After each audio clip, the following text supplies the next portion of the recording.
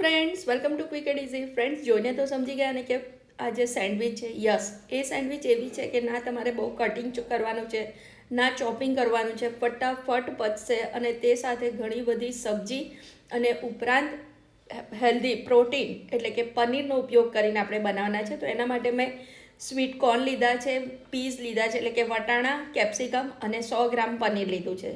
આ જે શાકભાજી છે એનું તમારે ક્વોન્ટિટી તમને જે રીતે ગમે વધતી ઓછી કરી શકાય, અથવા તો કોર્ન અને પનીર એ બે પણ લઈ શકો.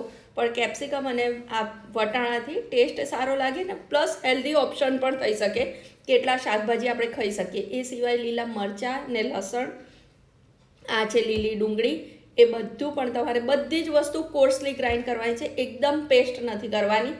આવી રીતે એકદમ કોર્સલી ગ્રાઇન્ડ કરવાની. હવે જે આ 100 ગ્રામ પનીર છે ને એ પણ ગાયના દૂધનું ઘરે બનાવેલું છે અને એની સાથે લીલા ધાણા એને પણ આવી રીતે મિક્સરમાં પલ્સ મોડ ઉપર ફેરવી લેવાનું એટલે છૂટું સરસ થઈ જશે.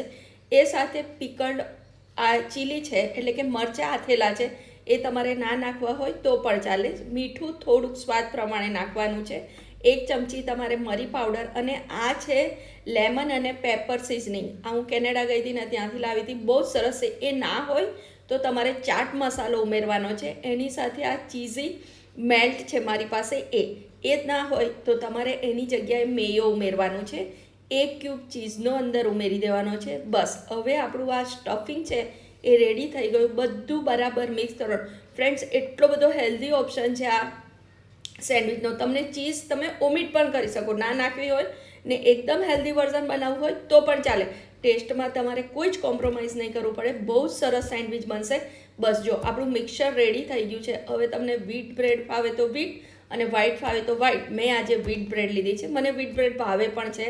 હવે મેં આ ચીઝી સોસ લગાવ્યું છે. મેં કીધું એમ, એ ના હોય તો તમારે મેયો લગાવવાનું છે અને પહેલાં બરાબર સ્પ્રેડ કરી લેવાનું છે. અને એની ઉપર આપણી સેન્ડવિચની આ ગ્રીન ચટણી છે એની રેસીપી મેં હમણાં થોડાક દિવસ પહેલાં જ તમારી સાથે શેર કરી છે, તો એ લગાવવાની છે. અને આપણે જે મિક્સર રેડી કર્યું ને એ મિક્સર તમારે બરાબર ઉપર સ્પ્રેડ કરી દેવાનું છે, સરખું, લગભગ 2-3 ટેબલ સ્પૂન જેટલું. અને પછી એની ઉપર બટર લગાવી અને આવી રીતે તમારે સેન્ડવિચ મેકરમાં સેન્ડવિચ બનાવવાની છે. ઉલટાઈ પલટાઈ અને લાઇટ બ્રાઉન કલર એટલે કે ગોલ્ડન બ્રાઉન કલરની થાય ને ત્યાં સુધી તમારે એને શેકી લેવાની છે. તમારી એકદમ સરસ ક્રિસ્પી પ્લસ હેલ્ધી અને પ્લસ ટેસ્ટી તમારી સેન્ડવિચ રેડી થઈ જશે. તો તમે ટ્રાય કરજો. જો કેટલો સરસ કલર છે, એને જોઈને તમને લાગે ને કે ક્રિસ્પી છે એકદમ. બસ એને કટ કરી અને તમે કેચઅપ સાથે સર્વ કરજો. ફ્રેન્ડ્સ, ઇઝી રેસીપી છે, હેલ્ધી રેસીપી છે અને સરસ બને છે. તો તમારા ફ્રેન્ડ સાથે ચોક્કસથી શેર કરજો. મારી ચેનલને સબસ્ક્રાઈબ કરજો. Thank you.